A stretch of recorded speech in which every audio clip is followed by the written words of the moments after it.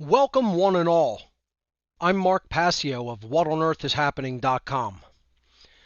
I'm here to tell you something that almost certainly no other speaker anywhere is going to tell you. What I have to say to you will not be easy or pleasant for most of you to hear, but it is the truth nonetheless, and it needs to be said and heard. You're all here in Philadelphia protesting the lockdown and the mask mandates for this so-called pandemic. And you believe that taking a stand against such tyrannical government mandates makes you all the good guys. And what I'm here to tell you today is that you just taking a stand against those types of government measures such as the lockdowns, the mask mandates, does not make you the good guys. So before you immediately tune me out, let me explain what I mean by that statement. I'm just as much against the lockdowns and mask mandates as anyone else here is. In all likelihood, I'm far more against them than anyone else here.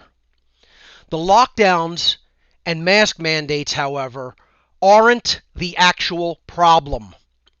They are symptoms of the problem.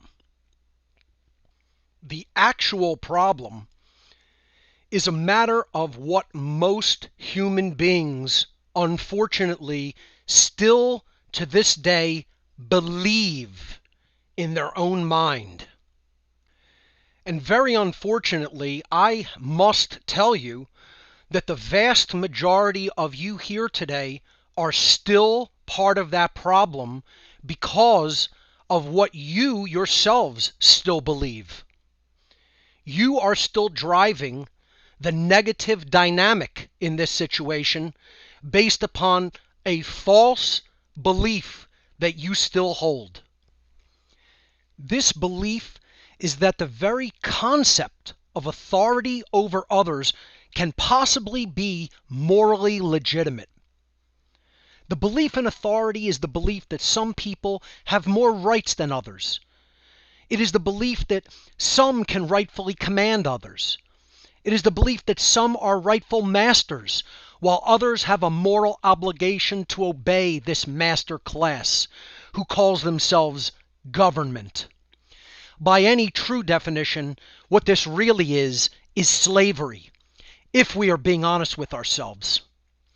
And if we are truly being honest with ourselves, the belief in the moral legitimacy of authority is the belief that slavery is morally legitimate.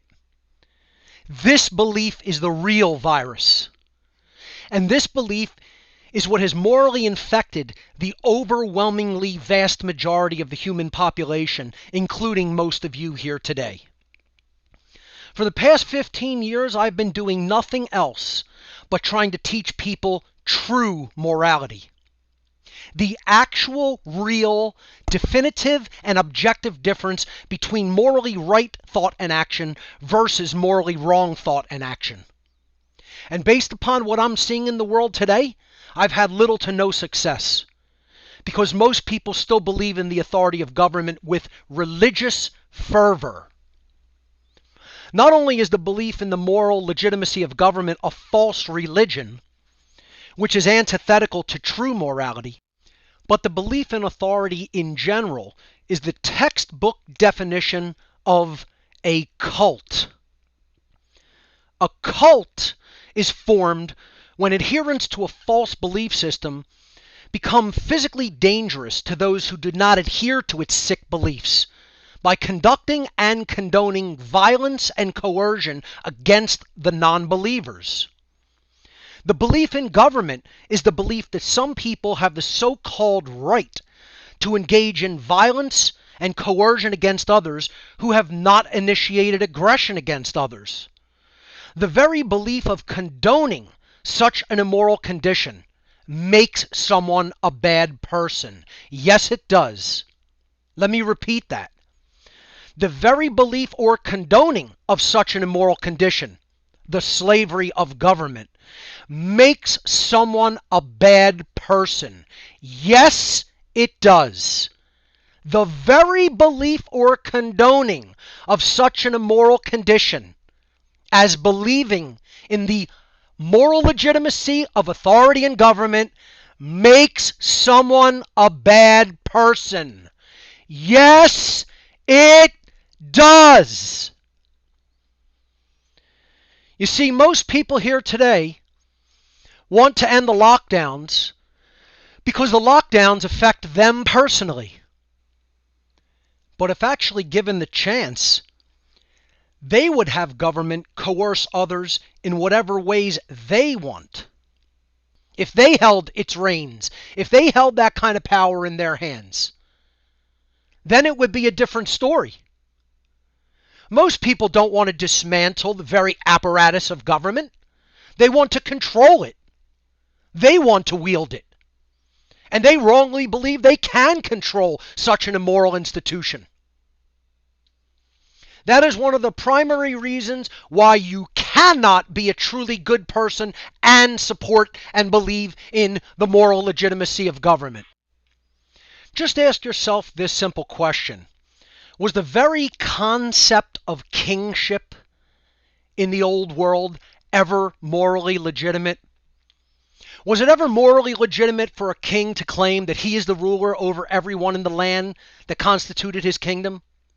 That his word was law, and that anyone who disobeyed his edicts would be subject to the violence of his order-following henchmen? Was that ever morally legitimate, that condition? Of course it was never morally legitimate. But what has really changed in the modern world? Nothing. Nothing has changed. Today, most people do not believe in the authority of kings and queens. But we have merely replaced the concept of kingship with the concept of authority vested in government. In the old world, the belief in authority was vested in one person who called himself the king or the queen. But in the modern world, we've taken the exact same idea and simply taken the belief of authority which was previously vested in one human being, and we have divested it into an oligarchical group of masters and called it government. It is just as immoral as it ever has been. But even more insidiously, it is even more difficult than ever before for most people to understand that this condition, called the belief in authority, is completely immoral. It's more difficult today for people to understand that that is immoral. They actually believe in its moral legitimacy today. Anyone who supports and condones the very belief in government is actually in a cult. They are cult members. And almost all of them don't even know that they're members of a cult. Those who believe in and support the continuation of this cult by their own beliefs are supporters of slavery and believe that the condition of slavery should continue. That constitutes the very definition of what it means to be a bad person. And such bad people are creating the chaos that we are experiencing through what they do and what they condone. Everyone who adheres to this cult belief system is complicit in what is happening and is bringing even worse conditions down upon themselves and everyone else. The cult of government's believers and its order followers are keeping the system of slavery that we are experiencing in the world today in place.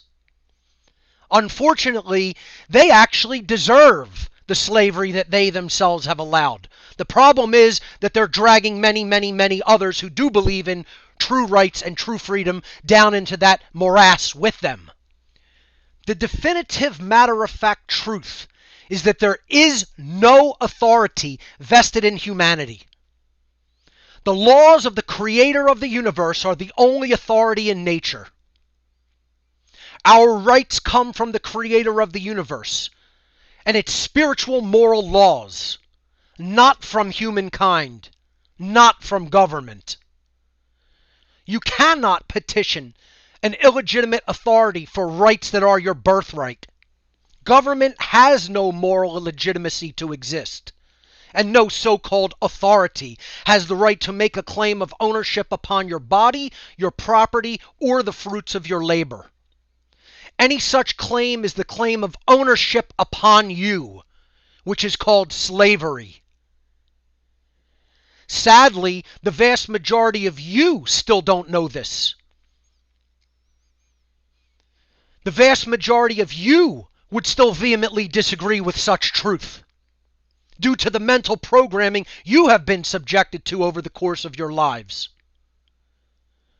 All of your protests and appeals to government for your rights will never amount to anything until you understand that the very concepts of authority and government are the real viruses.